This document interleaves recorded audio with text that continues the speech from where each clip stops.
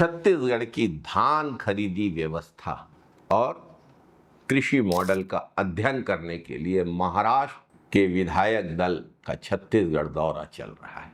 बहुत अच्छी बात है, लेकिन किसी अन्य राज्य के लोग आए हैं तो उन्हें सिर्फ सरकारी उपलब्धियां ही नहीं बताई जानी चाहिए, जमीनी सच्चाई भी दिखाई जानी चाहिए। छत्तीसगढ़ में हजारों क्विंटल धान 2 पैर वाले चूहे खा जाते हैं। महाराष्ट्र के विधायकों को छत्तीसगढ़ के 2 पैर वाले चूहे भी दिखाना चाहिए। भाजपा सरकार बनने के बाद चूहों का ताकतवर बनना, चूहों की बढ़ती हुई भूख भी बताई जानी चाहिए। यह भी दिखाया जाना चाहिए कि किसान को अपनी उपज बेचने के लिए कितनी बाधाओं और परेशानियों का सामना करना पड़ता है। टोकन से लेकर भौतिक सत्यापन तक, गिरदावली की कहानियों से जिसमें अफीम की खेती सही पाई जाती है और धान की खेती गलत, इन सारी बातों से, इन प्रक्रियाओं से, एग्री स्टेक पोर्टल की पंजीयन की परेशानियों से किसान कैसे उलझते हैं ये बताना चाहिए। किसान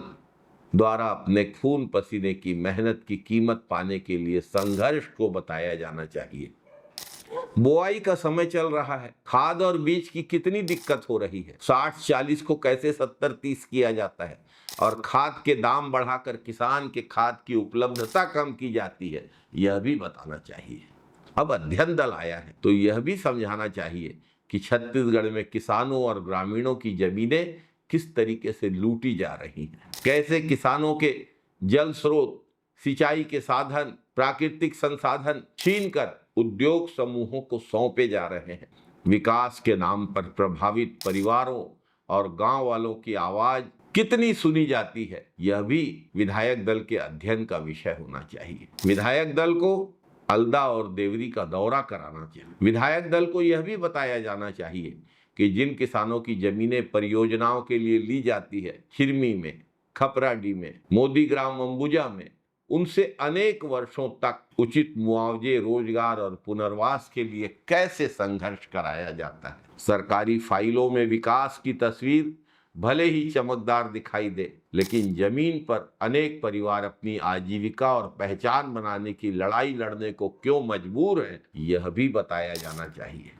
महाराष्ट्र के विधायक दल को बलौदाबाजार विधानसभा क्षेत्र का विशेष रूप से दौरा कराया जाना चाहिए, जहां के विधायक राजस्व मंत्री हैं, और उन्हें देखना चाहिए कि बलौदाबाजार विधानसभा के किसान किस तरीके से राजस्व विभाग की समस्याओं को लेकर रूबरू हो रहे हैं। महाराष्ट्र के विधायक दल को यह भी देखना चाहिए कि प्रदेश में कृषि संकट, बढ़ती लागत, खाद बीज की समस्याएं और प्राकृतिक आपदाओं का बोझ झेल रहे किसानों की वास्तविक स्थिति क्या है। सरकारी दावों और विज्ञापनों से अलग हटकर किसान किन चुनौतियों का सामना कर रहे हैं, इसका भी मूल्यांकन किए बिना कोई भी छत्तीसगढ़ की कृषि का अध्ययन अधूरा रहेगा। वास्तव में अगर महाराष्ट्र का विधायक दल जमीनी हालात को जानना और सीखना चाहता है तो सरकारी मंचों और प्रस्तुतियों से नहीं, किसानों से, आदिवासियों से, गांव वालों के बीच जाकर सीखना चाहिए। कागजों में दिखाई जाने वाली व्यवस्था और जमीन